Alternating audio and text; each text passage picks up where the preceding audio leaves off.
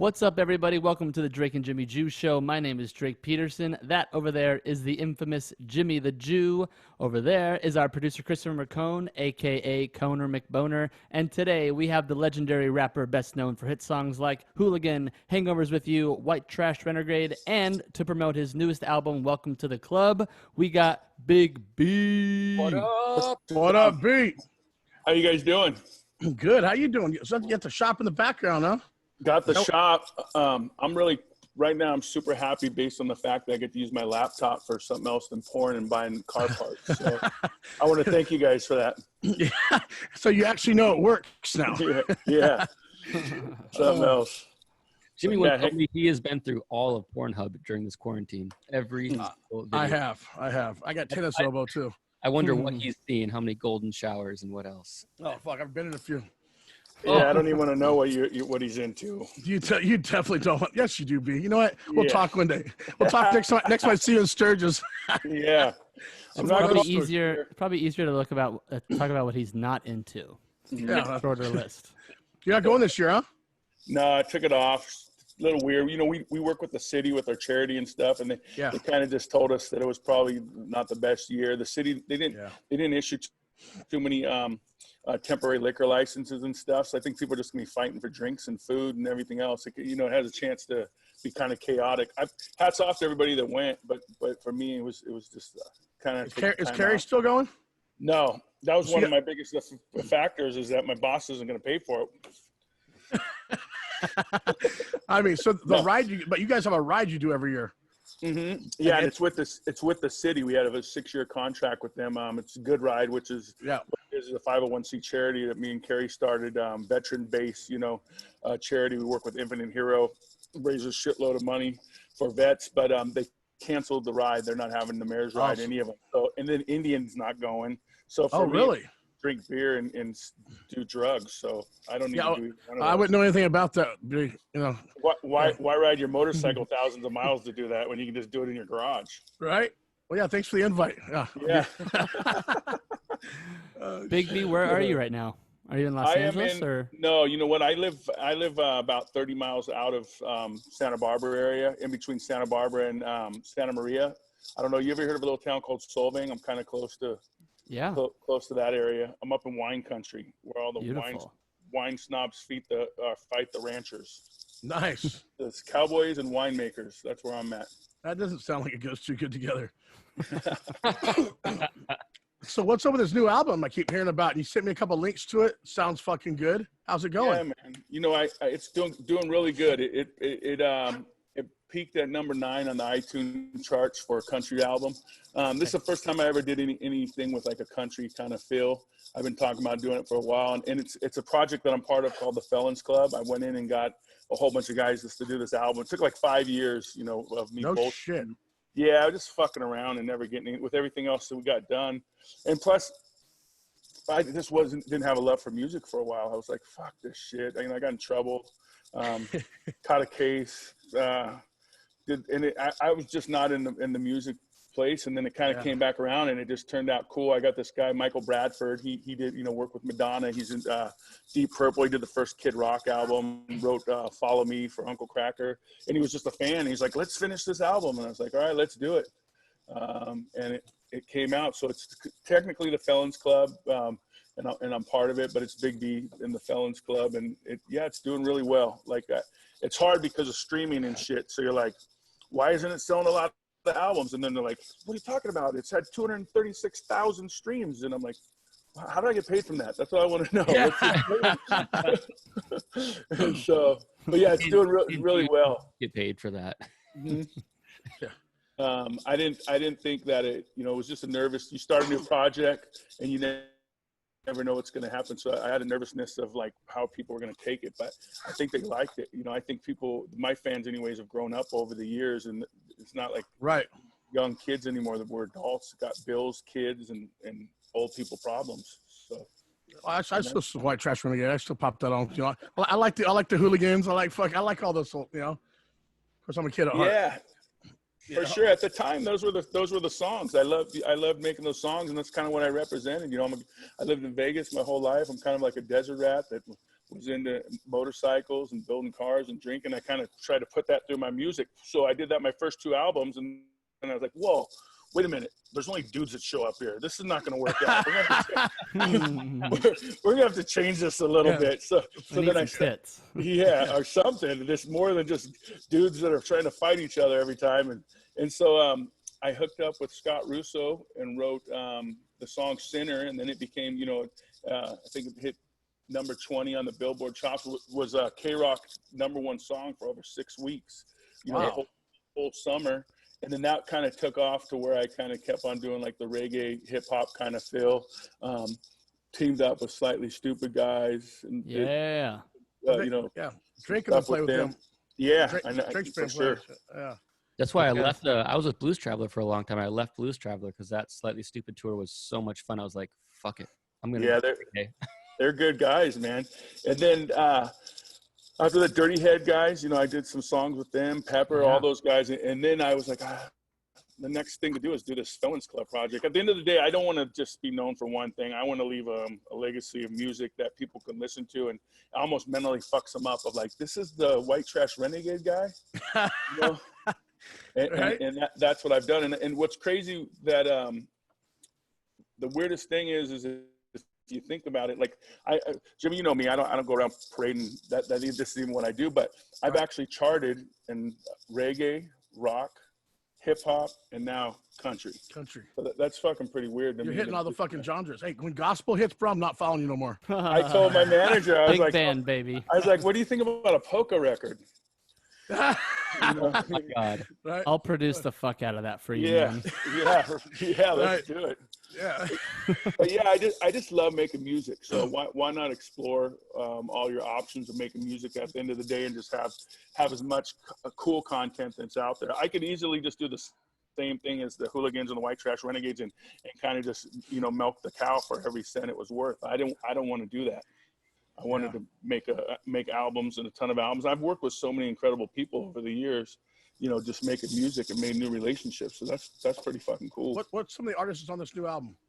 There's not too many people on this new album. I have Everlast.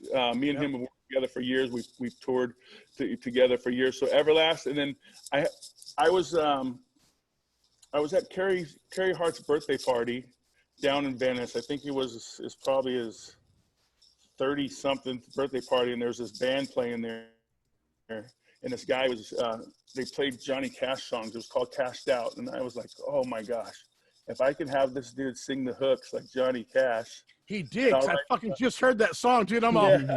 But you take some of Johnny's old songs, it sounds just fucking like his voice. No, that's the plan. So I wrote the songs and had him come in, and then we produced them, and I wanted them to sound that way to try to get that era of of country and that sound. And that's what I did. So I have Doug Benson from Cashed Out, and then Everlast. And then I have a ton of guys that came in, play different players and that came in and did stuff, but that's about it, and it's me just taking my, and I don't think it's a country record. I call it kind of more outlaw Americana. Outlaw country-ish? No, Americana more than country. Yeah. I'm not a cowboy. I don't know how to make country music, man. Hey, all those ranches are fucking feeding off on you now. Look. Yeah. Hey, boys, exactly. Let's pause for a hot second. Make sure you're not hitting the table, Big B. The laptop's shaking a bit. That's going to transfer to the iPhone. I've been yelled at that. I've been yelled at for that a lot. I yell at. I hit the microphone. Sorry. I yell at Jimmy for eating cashews and peanuts and sunflower seeds right into the mic. So I'm sitting at home editing, and all I hear is Jimmy. I got pepperoni right now. I'm cutting. At least it's pepperoni. You can't hear that. I'm trying to. And technically, it was me tapping the CD on the table like an ass. So I'm completely guilty of that. It's fine. Awesome. You're gonna make Chris's job harder, but we don't give a fuck about him. No, I'm just kidding. Love you, Chris. He gets paid the big bucks. Big B, did you get any pushback from any of your fans for kind of changing the sound a little bit, or is everyone pretty happy? They've always bitched. I got guys, and I'll see it in it. And they'll be the guy that was from the first couple of albums. They're like, "Fuck you! You changed. You suck. How could you do it?" And then I have people like, "It's so cool you changed." But this is a whole project, whole different name, everything. It's just kind of like growing up. You know what I mean? It's kind of like graduating and going to the next chapter of your life. And I'm 40-something years old. I can't be making 20-year-old music anymore. It And looks that's kind of so true. silly. Americana is grown-up music because my first tour was Americana, and I fell in love with that. And the older I get, the more I love bands like the Jayhawks and stuff like that, which was my first tour. Those sophisticated guitar tones and all that. See, which is funny because when I was your age, I was beating people up and catching shit on fire. So you're a little behind the schedule. felons. I got my first 3 felonies at his age. Yeah. I just didn't get caught. I caught a few garages on fire back in my high school days. I'm fucking probably trying to rewire an amplifier or something, you weirdo. I poured gasoline in someone's garage and lit it on fire. All right. Yeah, right. Welcome. Yeah.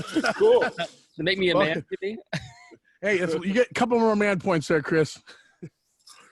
Yeah. So what's going on with the shop? You're still doing the Indian motorcycle stuff, huh? Yeah, man. We were lucky. I was a Harley guy like you for years and years and years, and got my first bike when I was like 16, and loved them. And then in 2015, we got a chance to work with Indian and just never looked back. Plus, they pay me very well, so I love them. So I still got to ride, but I'm just scared I'm gonna ride it and fucking like it. Yeah. I talked to Sonny and everybody. He loves the Indians and the other ones he likes. Victories. Yeah, he talked nothing but good about them. They're all made by Polaris. Yeah. Polaris actually shut Victory down because the Indians were doing so well. I think as far as a performance motorcycle, they're probably the best on the market. It's American-made bikes, you know what I mean? For American-made, yeah. Yeah. But yeah, man, they're great. When we first started, they needed a little bit of a facelift, and that's where we came in and started building these bikes. And it was hard because people, again, we never take the easy road. Started jumping on Indians with all these Harley guys and pulling up, and they're looking like you're crazy. Yeah, and you have no fucking real magazines to go through for custom parts because we're one off in everything. Yeah. Yeah, we have a full fab room in the back. We got to cut. I have people like Kraus and those guys. A lot of people help. San Diego Custom guys. Everyone will help get parts and make stuff for them. But there's not the book when it first started with drag was about 5 pages, and now maybe it's 30 pages. So it's okay. I mean, that's good, man. Can you maybe get some West Coast T-bars on the Indians? They won't fit. The way they're designed. They won't fit. We already tried. Well, it'll fit on the Chief, Right. the Chief and those ones, which is similar to the Road King. But the Challenger, they won't fit. The gauge cluster right there. Are you having to change, or I know the answer to this. You're not going to change your name, the Indians? All these like sports teams are changing their names, like the Chiefs and the Indians and all that. The Redskins. Yeah, I don't know what's going to happen with that. It's Indian motorcycle. It's first American motorcycle, 1901. But who knows what's going to happen with it? They don't allow it to put an S on there. They've been working with the Native American culture and people to make the best out of it. So I don't know where it's going to happen. But it's always been a question for me. That things are so weird now. What's going to happen? Well, here's a quick little thing, real BB. A man question, okay? Because these 2 kids didn't know it. What year did Harley start? 1903. Thank you. See, guys, men know these fucking questions. You see that, guys? Holy shit! Give him the full testing. See what else he. No. We got time for the full test right now. But that was just a good, simple question. I'll fail more than I'll go. I'm just a Cadillacs and motorcycles are my. Yep. Did you watch? I'm hot rods and Harleys, low cars and high bars, old school rods, fat hogs and young broads. You know what I'm saying? Same. Yep. Gotta do it. You got to put all that on a shirt. Hey, I got a man question for you, Jimmy. Talking about low cars. Fuck, here we go. What is the current engine in the Lamborghini Gallardo? Do I look fucking gay and Italian? He doesn't look Italian. I don't know that one either. I could care less. Yeah, it's an Audi built V10. Come on. Oh yes, you don't know. Hey, yeah, you and your skinny jeans can drive that car all day long. I don't care. Yeah, exactly. If I can't fit in it, I don't care about it. Yeah. Hey, I'm gonna sag my pants and jump in my fucking '53 Chevy. Okay. How long have you guys known each other, Big B and Jimmy? On and off, a couple of events and stuff. A few years. Yeah, for sure. I mean, the first time I met you, I was at a campground up north, and you were kind of playing there. And you come walking by me, I'm in a collapsed tent, fucking hungover as fuck. And you look down there, look out, and go, hey. You just walked over. Yes. So that would have been long. Dude, that was like six, 7 years ago, actually. Right there. Was it? Mm-hmm. I remember it well. Someone gave me a whole bunch of mushrooms, and I was freaking out and going, "What the fuck am I doing here?" The middle of this Jimmy. forest. Yeah. Middle of the forest, and all I smelled was, I'll never forget it because I was so high on mushrooms. Someone was making garlic fries of all things, and I was like, "What the fuck is this?" Nice. Yeah. I've been known to take a few mushrooms, you know. Yeah, me too. No comment. Yeah. I don't like mushrooms. I'm not into mushrooms. I don't like psychedelics or any of that shit. I've done them before, but I'd much rather just have some alcohol because I know exactly what it's going to do, and I know how to get out of it if I have to. And There's some other things that you enjoy, Drake, but well, yeah, but we're not going to talk about that. So when you were making this album, what did this take? Like a year, a couple years? Like, did you guys have to do stuff during over 5 the years? COVID time? Oh wow, that's a long time. Yeah, trust me, I know. That's like a start of a project, not constantly working on it because you're working. You guys go on those like good rides, and you and Carrie seem to be out a lot on like the road. Yeah, Every time, like, do you guys? No, I just want to know, when do you guys work, and how does Indian justify just seeing you guys never at the shop working and still paying you? Because it seems like every day you guys are out somewhere fucking having a blast. I'm like, what the fuck, dude? I want this job.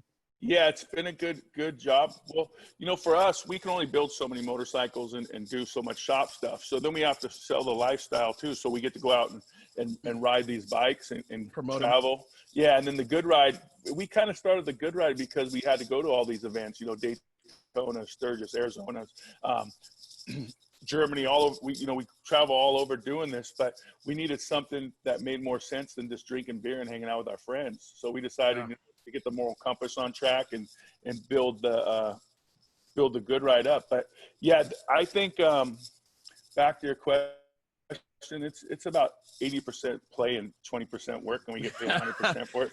So that's pretty good. That's not bad at all. No, that's not bad. No, I mean, but you do find yourself having enough time to do the albums because you're doing your music, which has to be a big part, and that has to take a lot of time, studio and all the other stuff. Yeah, I think my favorite place is in the studio. I love making music. It's one of my passions. It's selling it and then having to go tour.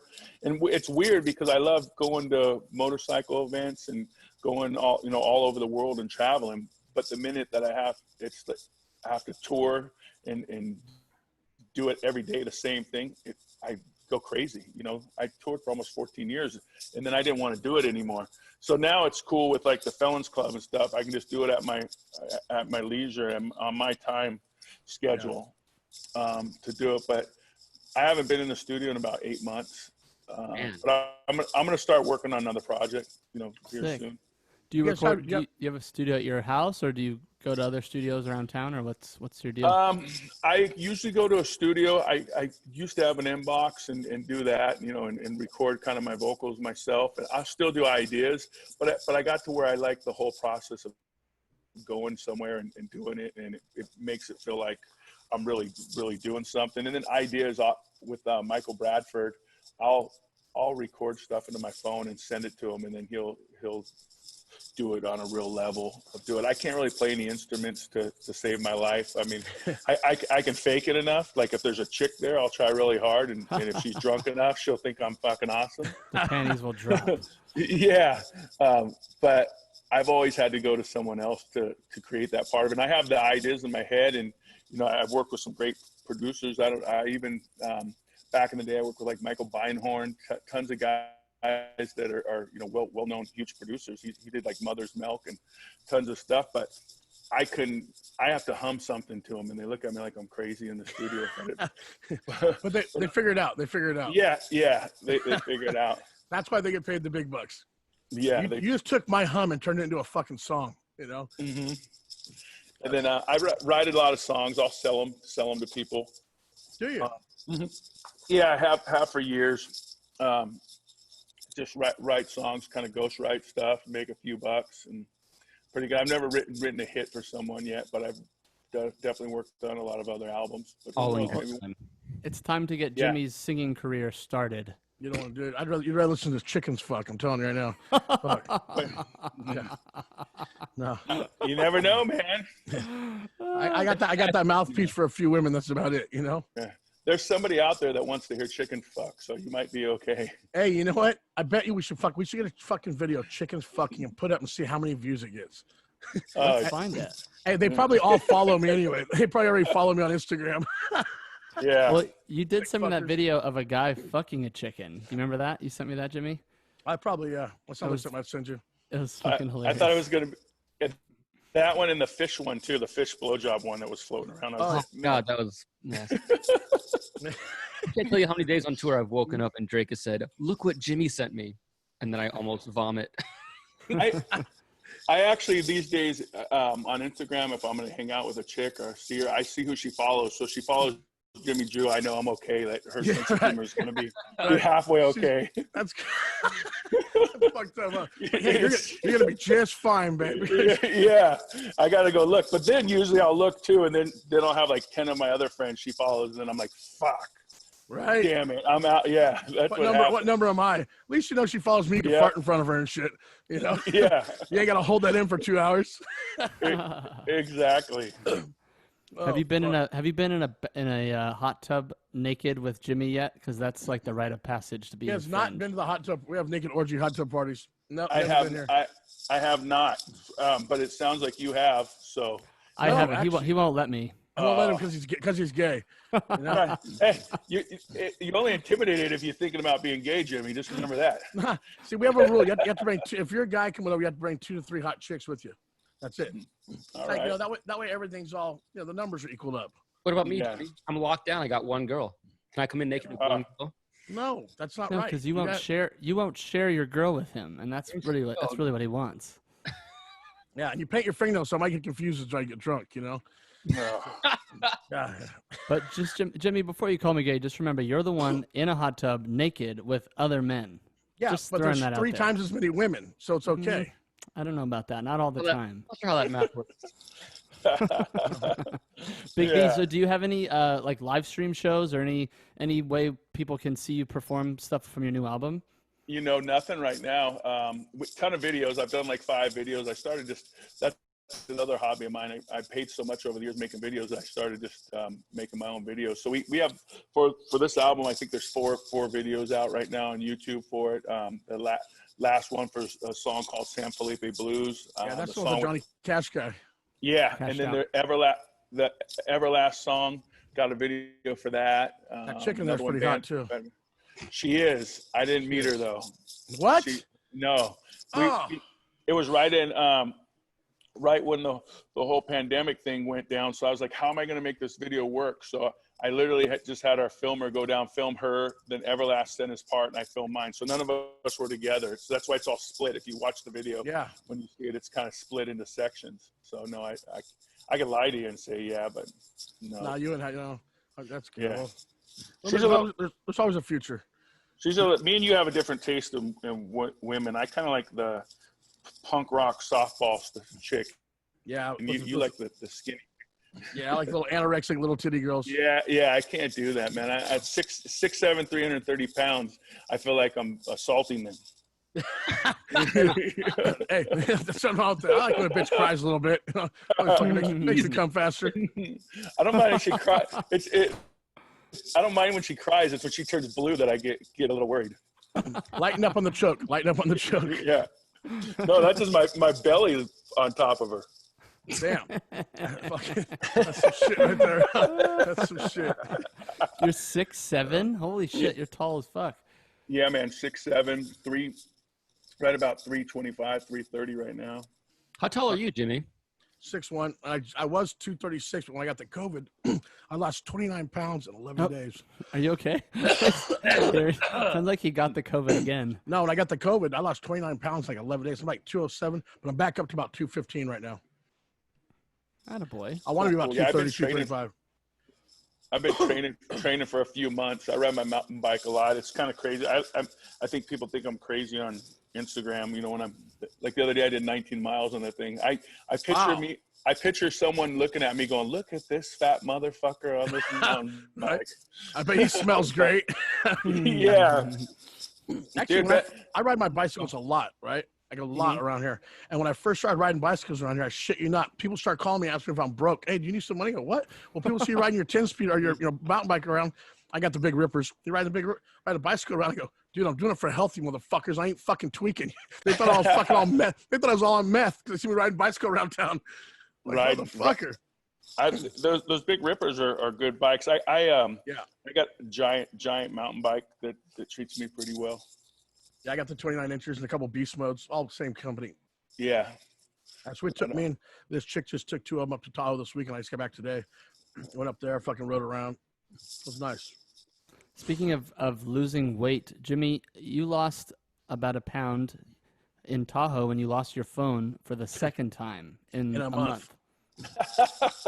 What were you doing? Tell us, dude. I was trying to kayak. Have you ever tried kayaking, B? It's not fucking easy, and I don't like water race, so I'm in the motherfucker. I fall. I panic attacked. It was all fucking bad, dude. I thought I was going to fucking die. This chick that I'm with, I looked at her. She came over and saved my life. So a fucking 5'5" chick saved me. I'm doggy paddling back to the fucking beach, you know? Oh, fuck. I swear to God, I thought I was going to die. Is it like the one where your whole body goes inside there? It has a little circle on the top, or is it like? No, I was outside of it, and I wasn't strapped in. And it was fucked. And I had like her shit in the front. My other boys, he was on another paddleboard, his shit behind. So as soon as I tipped, their shit went in. I'm putting their shit back in there. Then as I try to climb back in, their shit would fall back out. Oh, fuck. I freaked the fuck that water shit. I'm dead. I'll sit on the beach. Yeah, fuck kayaks, dude. Yeah. Fuck, I'm already top heavy. Fuck, you know? Now I'm in this little fucking ski. Oh, fuck that. Yeah, I'm cool. Yeah. I like Tahoe, though. It's my favorite place. No, I love it up there, too. I've had some good times. You ever go to that, what's the hotel? It's on the side where the Hard Rock is. They have that Bloody Mary festival every year. Well, Harvey's right there. Harvey's the first one right at the state line. It's a little ways down. It's one of the smaller ones. I don't know the name, but anyways, they have a Bloody Mary festival, and it gets gnarly there. Rowdy. Really? When's that? Yeah. I think it's right. Like usually it'd be right about now. Well, if you go up there, you hit me up. We'll stay at my cabin for free. All right, sounds good. No puking in the cabin. Yeah. The beds are micro. They're old fucking San Quentin beds from like the 30s and 40s. So your feet hang over every fucking bed. Jesus, and you probably haven't washed the sheets either in years. I bring the fresh sheets up. I'm out. Yeah, come on, man. I'm out. Jimmy, I'm bringing we passed on the porch anyway, so it doesn't matter. Yeah. It's open up there, though. It's packed up there. All the beats were packed. Fuck, my girl, she took me down to this fucking beach. She goes, hey, it's really nice. So I get down there. There's fucking 3 naked dudes running around. What the fuck? I look over. It's a fucking clothing optional beach called Secret Beach. In America? Ooh. What? Yeah. I'm ready to go. No, Drake, stop. There you go. You have to hike down like a motherfucker. We're going down like, it's fucked. Just to turn around and go, I ain't staying here. Fucking go back up. Last time I was in Tahoe, I got a $650 fucking ticket for drinking in public because I was like my first time there, and I didn't realize that like there's a state line right there, which is why as soon as you walk outside Harvey's. Yeah, I had a drink. I had a bottle of wine. I was just sipping on it, and this fucking undercover cop, he was dressed up in a nice suit. He just popped out of nowhere. He comes up to me, he pulls out his badge. It was on like a necklace, and that was that. And for any of our Patreon supporters, I'm going to find the photo that was taken of Drake sitting on a rock on the side of the road looking so sad, and we'll post that to the Patreon feed. It's a great photo. And I had a show, too, so I thought I was going to get arrested. I was like, oops, this is fucked. Yeah. What's this charity that you were referring to earlier, Big B? It's called the Good Ride. So it'd be goodriderally.com. It's a 501c3 that me and Carrie Hart started. Basically, we just started raising money for vets. We started doing these charity rides. Like I said, we go to so many bike rallies throughout the year, and we just decided that it was a good look for us to have people. Well, let me rewind a little bit. We go to these events.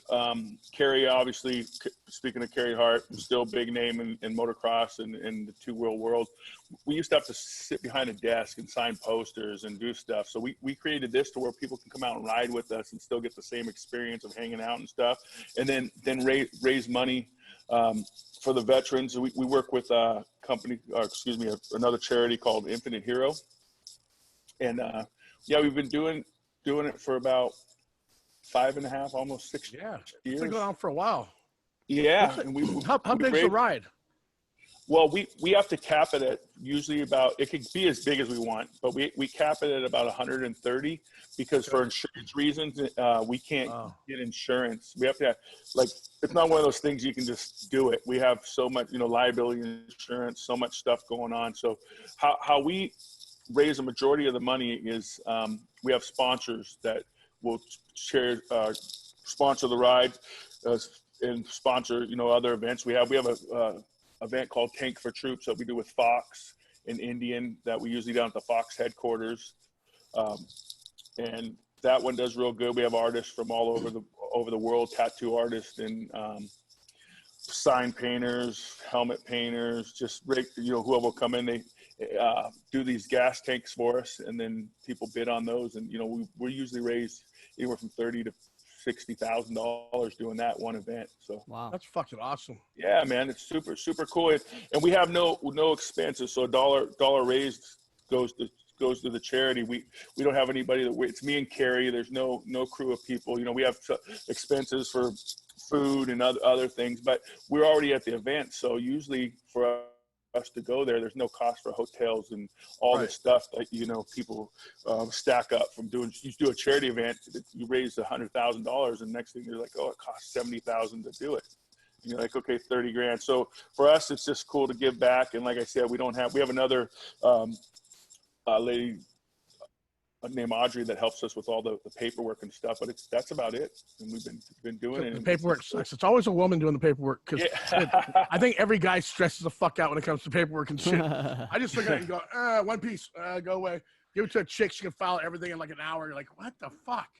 Yeah, she's the controller. She does all. We have a few other business stuff we do. With Carrie used to have the tattoo shop, so she came from the tattoo shop side and then got into the good ride and helping us do stuff there. So wait, since there's no more Hard Rock, right, in Vegas, so there's no more tattoo shop? Well, it's inside, right now it is inside Caesar's Palace. I believe it's Forum Shops. They have a pop-up over there, and then when it goes back to Virgin, when Virgin opens, they'll be back inside there. But there's one in Orlando at the Universal Walk. There's one in Nashville, downtown Nashville, and then there's another tattoo shop is in Niagara Falls on the Canadian side. Oh, so I'm not allowed there. Yeah. What happened to Hard Rock? It's gone. Mm-hmm. They sold it to Virgin, and they tore it. They're not tearing it down. They're just remodeling it and doing a lot of stuff. I thought they're gonna tear it down. No, I think they're gonna just do the whole remodel, but do another. They might do another tower, but they'll keep most of it, and turn it in. Is the joint gone too then? Yeah, everything's been down. It's shut down. Yeah, the joint's not there. It's still there, but there's no venues there. And then also now the Palms didn't reopen either, I don't think. Really? So yeah, so all those venues have went away. Holy shit! This is all because of COVID? No, the Palms is COVID, but the Hard Rock was already selling to Virgin, and it was going under. They were having a hard time. Don't quote me, but I think they had sold to like the Beijing or something a long time ago, and they kind of just brought the value down so they could sell it pretty cheap. It's Vegas, so you never know what's going on. Right? You ever play there? Where's that? Hard Rock. Oh, many a times, man. So many times. It's a huge venue. That venue's fucking giant there. You play there too, Drake? Yeah, we played there once, but I mean, we played there with like 311, I think, and it was both of us couldn't even come close to selling that place out. It's so big. Not pretty close though. It was my favorite Peepers story too. It was my first tour, and you'll love this, Jimmy, and probably Big B.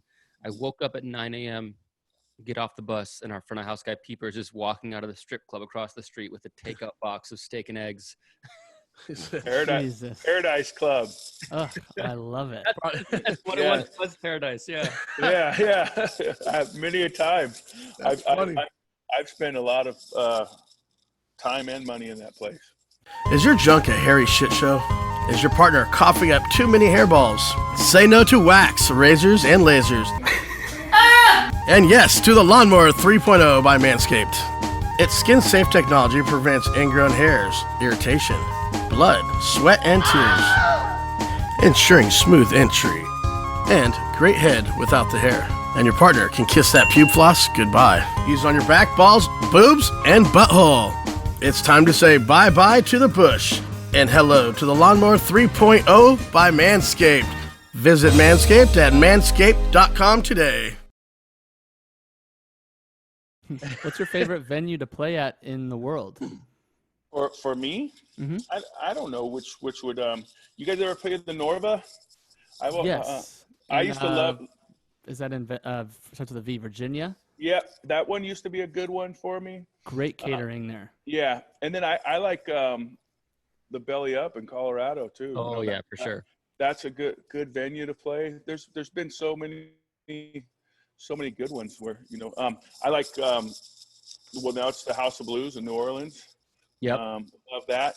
I like what in Boise, what it used to be like the Big Easy, or what's it now? It's called I think there was a Big Easy. Yeah. yeah, but they changed the name there. So I've been lucky to play so many places, man. I've been on part of so many tours, and I'm just like you guys, and you forget where they're at, and then you'll see something and be like, oh, we've been here.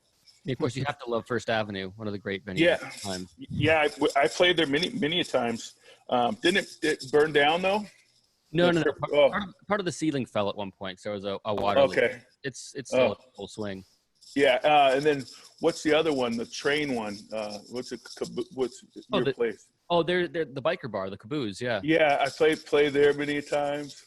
That's a gnarly place to play. That's tough. That stage is. That's Big Beast people. Yeah, exactly. Yeah. That's like the Patrick Swayze Roadhouse shit. That's Yeah. Mm-hmm.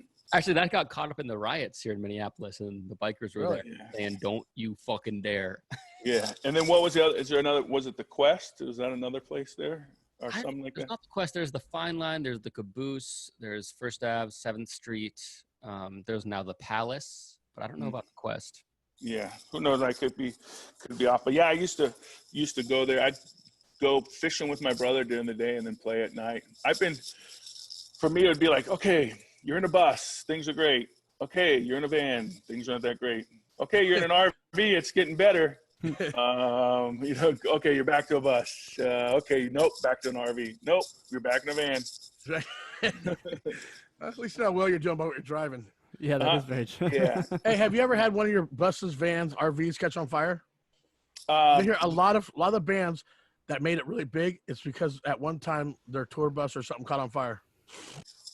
I've been on tours where tour buses caught on fire. I think the craziest happened with us. It got stuck on a train track and had to be towed really? off. Yeah. Oh my God.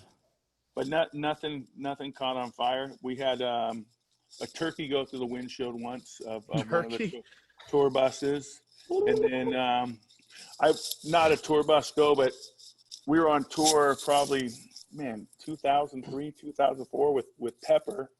And they wrecked they wrecked their van. Their driver, I still to this day think he fell asleep, and they literally, we were following, we were both in vans, and we're in Florida, and they veered off the road, hit a center median, is that what it's called? Yeah. And then the trailer blew out the back of the trailer, and all the gear went out of the trailer into the van, like smashed into the van. And then Kaleo, everything was good, everyone was beat up. He literally cut his toe getting out of the van on the side Did we rail hear this story? and had to go to the hospital. That was the same story as Ballyhoo told us, though, where how he got out of the van and cut his toe open. Yeah. That is very. It's Kaleo. And then what was even weird is somehow they were at the laundromat and we were staying in this weird hotel, and they made friends with this cop, and then the cop went and harassed Pepper and told him that they were gonna have to pay for all the damages and everything, and we were in a restaurant and they were just fucking with them. But someone made friends with the cop at the laundromat of all places, and then he had him go back to the restaurant and tell you'll have to ask him the story if you ever talk to him, but they were sitting there so bummed. He's like, there's like $10,000 worth of damages. Someone's gonna have to pay for this before you guys leave. And they wrecked their van, and then the best part of the van, they were so pumped they got an RV after that, and it was the biggest thing. They're like, we got a fucking refrigerator. And coming up in the world. Yeah. And That's the game changer on tour, though, having your fridge, having cold drinks. Oh yeah, for sure. It's funny. Everyone that we ever talk to that always has a story about Pepper. Like Every fucking doesn't matter what genre. Everyone has a story. Were you ever a part of any of their pranks? Because they're always like the tour basting they call it. Yeah, basting. I don't think either they were afraid to base me, or I was cool enough they didn't want to. I won't know, but I've seen them do some gnarly ones of just. They always fuck with people's vans and shit, from Vaseline to fucking super glue, whatever. Who knows? I know it wasn't them, but there's another band out there, and we got it kind of from them. And I put crawfish all their AC vents and everything at the end of the tour, and just left. And I was like, peace out. Yeah, we were where they sold crawfish. I went into the market. I was like, this is the best thing ever. I literally had got their keys from their merch guy, telling him I left a pair of shorts in there in his van. I walked out and just started. I popped off all the AC vents on the back of the. Well, Jimmy will know, you guys. So the tube by the glove box and everything, and I just filled it with crawfish. Shut up, God! By day 2 or 3, that had been fucking right. Oh. And I was like, see you later. And they were so bummed. I think my favorite one is taking the big zip ties and zip tying the giant zip ties to the drive shaft. And you do that one. So you just you take the big plumbing AC zip ties, and you just zip tie them to the drive shaft. So when they leave, all you hear is click, click, click, click, click. Yeah. Oh shit, that's fucking hilarious. Oh, yeah. Fuck. What's that fucking say? That's great. I'm gonna remember those. What's that? I'm gonna remember those for future years. Yeah. We're over the years, man.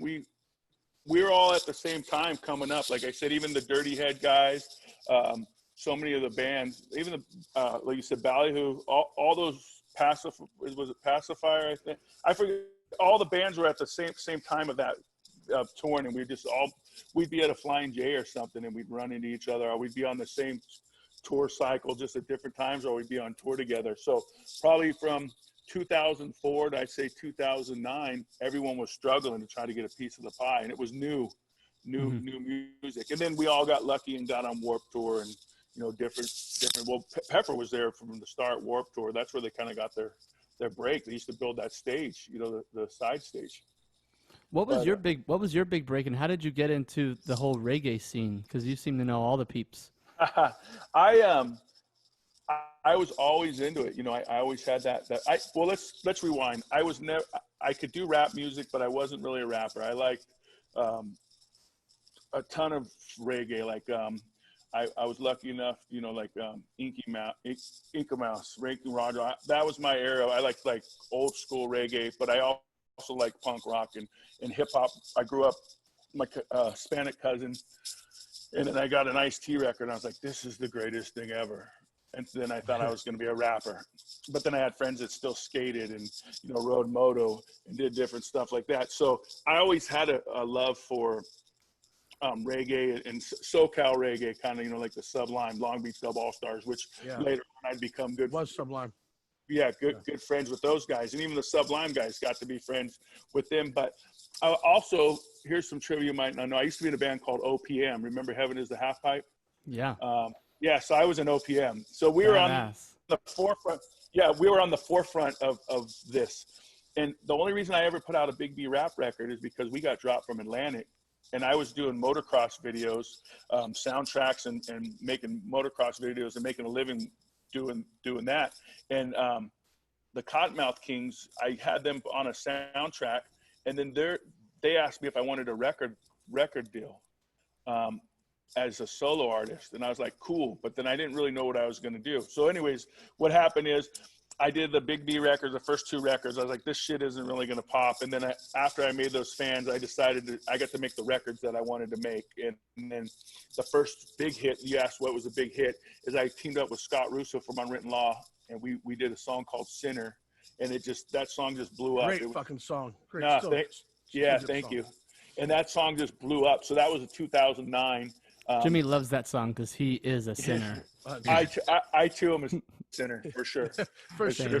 There's no way around it.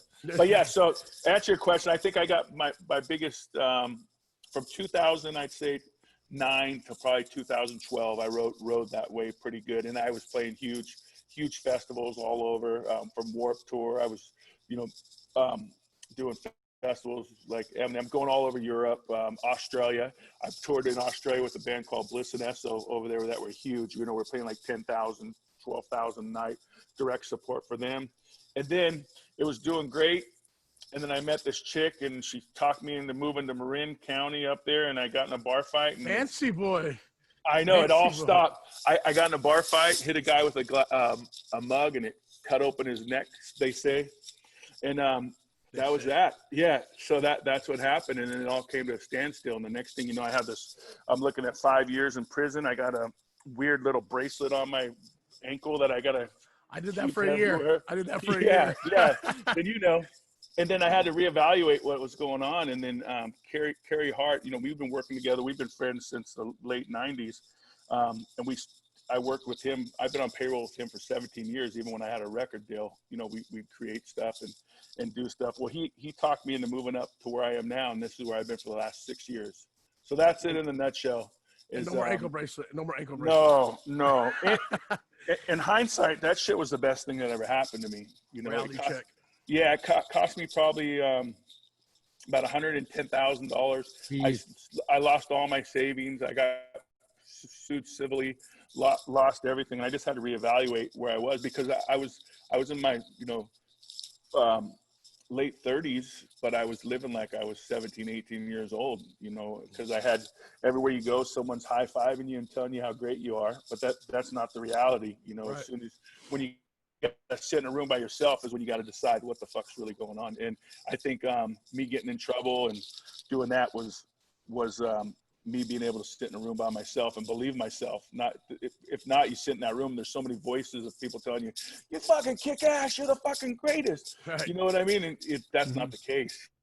So not to be a downer, that's how it came. But I'd say the Sinner was probably my biggest, and that's how I got into the reggae part. After Sinner, to go back into that, after Sinner, I was doing those kind of songs, and I wanted to work with, the Sightly Stupid guys. I wanted to work with Pepper and those, and I got to do those, and I got to work with Cypress Hill guys, and so many people. And then not to just keep on rambling on, but the Dirty Heads at the time, they were just friends, and no one would have thought they would have got as successful and as big as they did. And such a good band too. Oh yeah, man! But it's such good dudes. Yeah, we had Duddy on a month ago. Duddy was on. Yeah, we had Duddy on. Did he tell you the time he was in Utah and decided to roll a four-wheeler or a side-by-side and broke his foot during tour? No. Oh, let's hear it. No, I'll let him tell the story. But we had a day off. One of their friends said, I'm going to roast a pig. Everyone go up. And we get out on this ranch, and it's probably 2,000-3,000 acre ranch. Incredible in Utah. I'll save you the details. But there's a side-by-side there. And I was like, oh. These Huntington Beach dudes are not going to pull. This is not going to go well. They'd come in and power slide, and I was like, "Oh, shit's going to go sideways." Someone's so getting probably hurt. Probably 10 o'clock at night. Everything's quiet. They're like, "Duddy he flew out of the side by side and he broke his foot." And hey, hats off to him. He stayed the rest of the tour sitting in a chair, playing in a chair. But yeah, so they rolled the side by side. Duddy battered his heel or something. The other guy got hurt, and it was just a super bummer. But yeah, it was supposed to be a day for us all to go up there and hang. Early in the day we're trout fishing and drinking and talking shit, and then he went, and then after that they canceled a whole bunch of tours. Fuck. Damn it. Yeah. So fucking hate when it happens. Fuck. Fucking side by sides, man. Oh yeah. Well, when we take this show on the road, Jimmy, you're not going on any side-by-sides. That's bullshit. I'll be side-by-side with a bunch of bitches. Yeah. So anything new? Any albums coming up? Anything new? Nothing. I got kind of screwed on touring or doing anything now. So we're just kind of pushing. I'm going to make a couple more videos. I got a few plans to make a couple videos. Not going to Sturgis this year. So I just did a cool camping trip with Carrie that edit will come out pretty soon with Indian, motorcycles. And I I've just have seen a that. couple more. You look pretty tanked one morning. Huh? You look pretty fucked up one morning. Oh yeah. He's all, look, I'm all packed up, all pretty and shit. Your shit's just totaled. Listen, it's fucking camping, man. The minute you put a time schedule on that shit, Right. it's not, you might as well call it work. Yeah. You don't all of a sudden pull a bottle of whiskey out of your saddlebags and say, "Look what I got," and think the next day we're gonna just be fucking cool. Yeah, I got a little hungover. It was weird. We had to take COVID tests before we went and did this, and then when we came back, we had to do it again. But yeah, I have that edit. I got another one that's going to come out. We're going to do another Indian edit and film trip where we call it work. You say you think we're fucking off. Yeah. Well, part of that 20% you guys do work, and the 80% is fuck off. Yeah. Come on, man. Look at this. Doesn't it look like we're working? Look at that. This is a working place in progress. Wait. Is that an FXRT? What are you talking about? That black, beautiful FXRT. There's only Indians here. That's the type of bike. For other dudes, that's the type of bike I ride. FXRT. That's all I ride. Yeah. That's a Harley.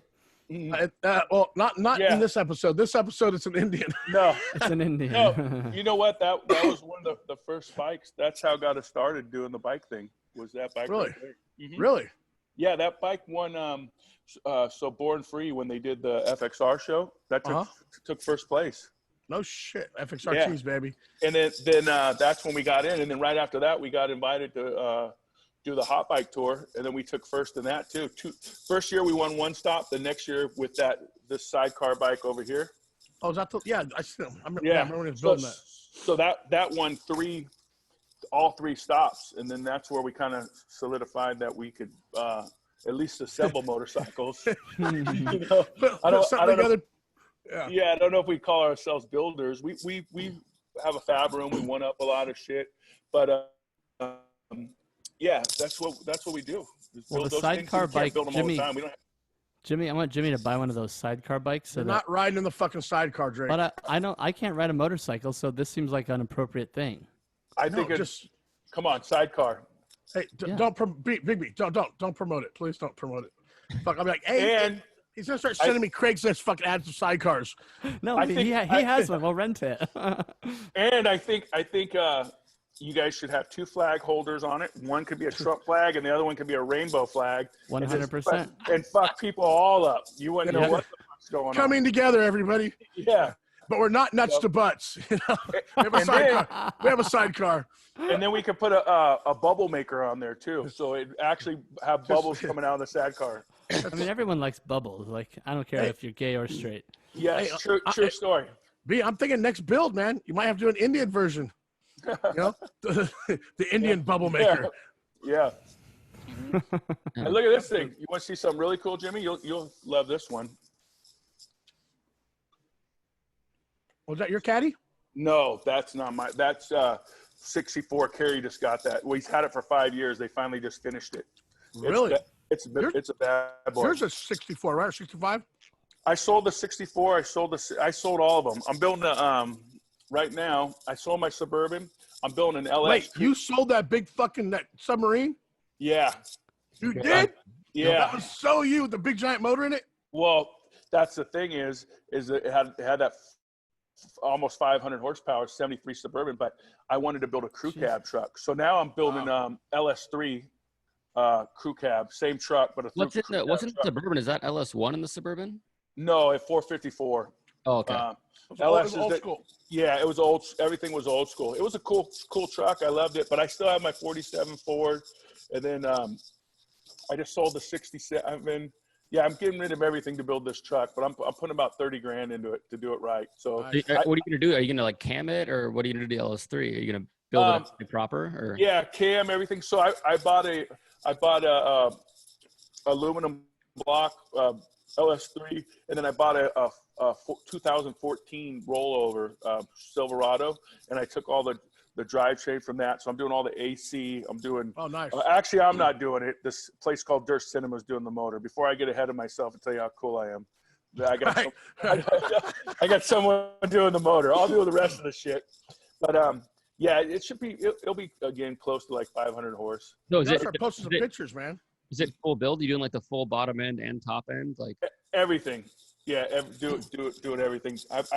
I searched for like 4 years to find a diesel of the crew cab because no smog. You gotta smog it. Yeah. Yeah. So I did that. I get it. And yeah, that's all I got going on right now. But I took all the money from that Suburban and then stacked a whole bunch on top of it. I just want a clean square body crew cab. Nice. Yeah. I got my 53. I'm getting ready to pick up a 38 Chevy, a 2-door sedan. It's fucking bad. Nice. That 53 is super clean though. I was just driving it the other day. I love that thing. And what motor you got in there? So I got 350 with 350 backing it. It's all power steering, power brakes, everything. Air conditioning. See my 52. I had a 52 210. Yeah. And I still had the 235 with the 3-speed, and I love that. See, I like that though. Yeah, I like those. The header into the glass pack, just the back one. Oh yeah, you gotta do the fitting headers on there. Yeah. Yep. Big B, you gotta ask Jimmy about his what kind of an engine his Honda hybrid has. You know what? Hey, I got 40 miles a gallon on this fucking thing. Okay, don't judge. I think the better question, Drake, is do you know what engine? I know it's a hybrid engine. That's the answer to that. You know it's a straight 4. Yeah, it's in line 4. I speaking of that, I don't know. You know, TSOL. Mike Roach, the bass player of TSOL, he worked at the tattoo shop for a while, and he's this punk rock legend as it goes. And then one day we're talking about cars, and he's like, "Let me show you my new car." I was like, "Oh, what am I going to see?" I go out there. This? He's like, 65 miles per gallon Prius, the baddest car I've ever owned. I'm like, "Oh, okay, I see where this is going." It's an oversized golf cart. Yeah. I beat the shit out of mine. I love the fucking thing. Only reason I hate them is because I can't fit in them. The same as, everything else. Yeah. Everything. Fuck that. The engine's too small. You can't go. Like, I don't go beneath 2.8 liters. That's as low as you can go and be a man. I don't know, man. Hey, I'm a Jew. 40 miles a gallon. $20 to fill that gas tank. Fuck. Let me know what I got to do. So I saved up like for probably 2 years, and I thought I was going to be the man. And what is it? The Panamera? What's the Porsche? Yeah, Panamera. And I thought I was going to do it, and I came up to where I could almost get one, and I was like, I'm going to be the baddest dude around. People are going to be going. And I was like, okay, I can't afford a turbo right now, but no one will know the difference. Right. I go down there. I'm ready to do it. I'm like, I'm making this purchase. I researched these fuckers for probably 2 years. You know what I didn't do, Jimmy? Go see if I could. No, go see if I could fit in that motherfucker. I get dude. The guy's acting he's so sad because he wants to sell me the car, and I'm trying every angle I could, sideways going, and I had a tear in my eye that day. I was like, okay, I realized I'll never own a sports car. I was just in Vegas the other day after I caught my COVID. We're staying at the D. I'm going on this chick. We want to go down to Pahrump or whatever to see the Bonnie and Clyde car. Yep. Peru. Yeah. Oh no, it'd be Prim. Prim. Yeah. So I fucking out of the Hertz desk in the D. They're just closed. I go, motherfucker. So I'm like, I'm gonna go on some app, and I rented a Porsche, right? I got like a 911 or where the fuck it was. Mm-hmm. Okay, I didn't realize that I'm 6'1" and I can't fit in the fucking thing. I'm sitting there like the whole way down. This is awesome, huh, babe? And she's like, you don't like your fitting very good. And she's fine. She's 5'5". But I'm thinking, I've been to Germany. There's some big motherfuckers in Germany. Why don't they build cars that fit big motherfuckers? I don't know, man. It's crazy. I love them to death. I was cramped to shit in that motherfucker. I'm just like, fucking. Especially the Porsches. Those things are fucking small inside. They're tiny. And then it's a stick shift, so now I have to move my fucking clutch leg. I'm like, this fucking sucks. Yeah. Can you imagine? I had a friend one time that had bought a new Viper, and he's like, take it for the weekend if you could fit in there. And the same thing happened. I wasn't fitting in. They look big. They're not that big? No, not when you're 6'7", 300 plus. You know what does fit? Okay, that I had my Corvette. I had my 2000-something Corvette. Dude, because Rusty from down San Fernando Valley has Illusion motorcycles or whatever. Yeah, like 6'6" or whatever. He fits right in his, no problem. So those they're big boy cars. Yeah. Yeah. They're big boy cars. You're laying down. Yeah, you're laying down. Your legs. Yeah, I can drive. I've driven the Vets and done those, but not the Viper. They can only go straight, so who cares? They can't even go around the corner. So Whatever. Jeez, Well, knocking that's everything. why all like the basketball players just all have SUVs and stuff, right? Because they can't fit in any. Yeah, what do they drive? the Mercedes G class, man. That's what Those things are so ugly. What? There's the G wagon. Oh, bro, I would kill for a G wagon. They have like 550 horsepower too. They're hideous. Oh, They're absolutely hideous. Dude, just give me my old school. Yeah. That's when I started falling for this chick. So we're driving, and I'm like, "Don't you like it?" I got us a Porsche. She goes, "I would have rather you found a way to rent a rat rod." I looked at it and went, my heart just dropped. I almost fucking proposed right there. You can do it in Vegas. There's places you can Really? get them in Vegas. Yeah. You rent rat rods? No, I'm gonna hit you up next time. Yeah, you can rent. They do all that shit from the old caddies to everything. You know, convertible caddies to they have 57 Chevys. So I don't know exactly like Rat, yeah. Yeah, but they do classic cars and hot rods for That'd sure. be tough because those rat rods can't really pass a proper safety test. You know, I feel like that's a little bit. Yeah, insurance might. It's a 1934 Ford. Okay, yeah. Until you see it, it's fucking the shell might be a 34. Nothing else is. Yeah. Nothing else. Unless Things made in the garage. no roof on it. Here, look, we got another one up here. Look at that one. Wait. What What am I is looking that? at? What am I looking at? Oh, Look up high. Oh, I see it. Yeah, I see Oh, it. fuck. Was that Oh, wow. 30, 31, 30? No, it's 29 sedan. Bro, that- 29. that is- I had a 30 sedan. Yeah, I love that fuck. Yeah, It's my it's only great. car for years. yeah, that's basically the same. So Yeah. this is a sedan delivery though. The back? So there's no Oh, back so windows. no back windows. Yeah, it's super rare. It's getting close. Did you There's some, see that copper rat rod that was like 2 years ago at SEMA? It had a flathead in it. It was like all the interior metal pieces were all brushed copper. It was fucking amazing. I think it I don't made know which 700, 800. Yeah, I don't know which one it is. I go to SEMA almost every year. I've never been. I do want to go though. Yeah, I'll change it. Well, it's gotten over the years. It's gotten a lot of more import cars and a lot of wheel companies and Yeah. Gasoline Alley keeps on getting smaller and smaller, but it's still a good place. The place to go is if you don't want to see all the cars. So the last day they do the car show where they do the drive out, and then across the street they do a car show over there, so you can actually go see all the cars outside and they drive pretty them. cool. And yeah, that's the place to go if you're not going to go walk the whole. It's definitely thing. really kind of ricey, pardon the term. You know what I Dude. mean? Like, We're just over the top of the weekend. I swear to God, every other fucking cars that fuck those little Japanese had the shitty exhaust kept coming by. Oh, Civics.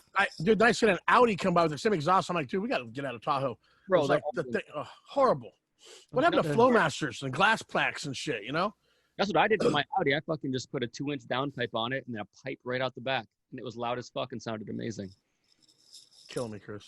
Well, Big B, thank you so much for coming on the show. Jimmy's been talking about having you on for a long time, so it's nice to finally meet you. And hopefully, when this shit's all over with, we can hang out and I'll do break some shit.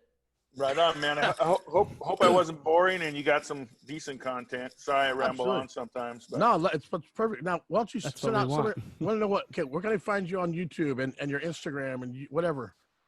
Instagram is Feed Big B. Vegas Hooligans, Twitter, Facebook's just Big B, and then Feed Big B, I think, is the YouTube too. What's your Tinder?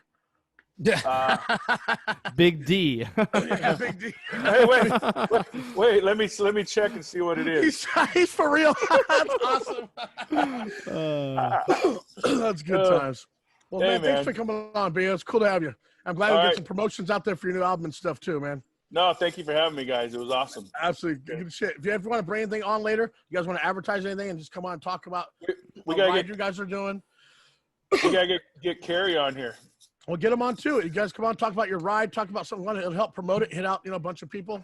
Free Yeah. advertisement. Free advertisement. No, thank you for. Or maybe we I- could have you be sponsors too. That's another thing too. Yeah, Here we go. yeah. There you go. Hey, have a kick-ass day, B. Mad love. Thanks, man. All right, dude. Thank you.